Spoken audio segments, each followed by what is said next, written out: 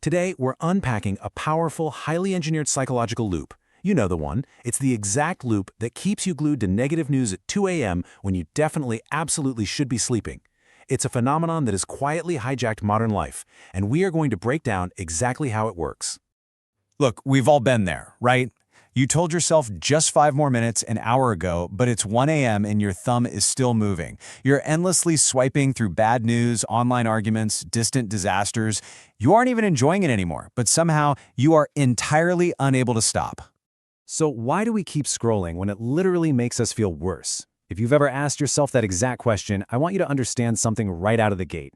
You are not lazy. Your willpower isn't broken. You're just caught in a perfectly designed system, experiencing one of the most effective psychological loops of our time. Let's look at how this builds. Section 1. The craving for resolution. Here's the first thing almost nobody actually gets about this. Doomscrolling isn't driven by curiosity at all. We tell ourselves we just want to stay informed, but the reality? It's driven by a desperate craving for resolution. When your brain encounters the massive uncertainty of a crisis, it treats it exactly like an unfinished story. This whole thing is driven by what psychologists call the Zeigarnik effect. It explains exactly why every single unresolved headline creates mental tension. Our minds are hardwired to fixate on incomplete tasks far, far more than completed ones. Every scroll promises to finally close that loop and give you an answer. But it never does, because the next headline just opens a brand new one. And because of that, you aren't actually seeking information anymore. You are chasing the feeling of almost knowing. You're chasing the sensation of almost being safe and in control. But the feed doesn't satisfy that craving. It just manufactures more uncertainty to keep you on the hook. To understand why this feels so biologically impossible to resist, we move to Section 2, Ancient Brains, Modern Feeds. See, we evolved with this deep negativity bias to spot danger early. In the ancient world, spotting a predator quickly literally kept you alive. But that exact same survival software is terrible for navigating a modern algorithm that hits you with an endless, real-time stream of global alarms. To your nervous system, a disaster happening on the other side of the planet feels like a physical danger in the room with you, right now. Your amygdala simply doesn't know the difference. It triggers the exact same racing heart and heightened alertness as a genuine, immediate physical emergency would. And that biological glitch leads us straight into our next trap.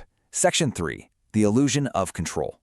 Here's the illusion we fall for. When we can't influence a crisis like a global event or an economic shift, scrolling tricks our brains into feeling like we are actively doing something. It masks our helplessness with a false sense of vigilance, making us believe that vigilance is exactly the same as safety.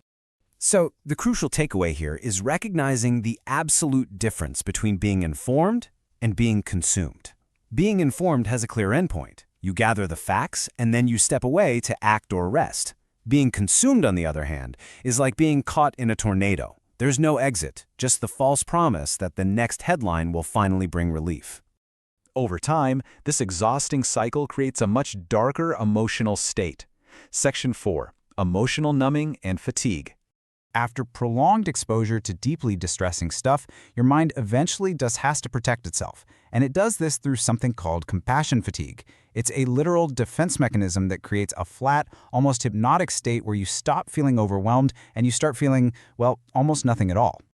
Paradoxically, though, this static numbness becomes highly addictive in its own right. Feeling nothing is often so much easier than feeling everything. The endless scrolling simply turns into background noise, a way to drown out your own worries, and, crucially, a way to completely avoid silence. Now, if you feel guilty for not just putting the phone down, you've got to look at the invisible forces working against you. Section 5. Why willpower alone doesn't fix it. You aren't just fighting a bad habit here. You are fighting a system engineered by literally thousands of experts. They build infinite scroll to remove any natural stopping cues. They use unpredictable, slot machine-style variable rewards to continuously spike your dopamine.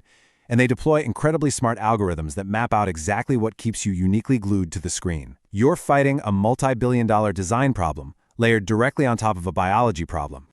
So how do we actually fight back? Section 6. How to break the loop. To break out of this, first you need to redirect your brain's need for resolution by finishing something tangible. Put together a puzzle. Finish a chapter in a book. Second, add physical friction. Log out of your apps, so opening them requires active, conscious effort. Third, name the craving. And fourth, seek actual restorative rest, like movement or genuine human connection, instead of just migrating to stare at a different screen. That third step is absolutely vital. It's called affect labeling. By simply saying out loud, "I'm reaching for my phone right now because I feel anxious and want control," you rob the urge of its automatic magnetic power. You literally shift your brain's electrical activity away from the threat centers and right back into the logical reasoning centers. Understanding that this behavior is really just ancient survival software clashing with modern app design, that takes away its power over you. Once you name the loop for what it truly is, you become an observer of your behavior rather than a prisoner to it. I want to leave you with this question as we wrap up this explainer. What time of day does doom scrolling get you the absolute worst?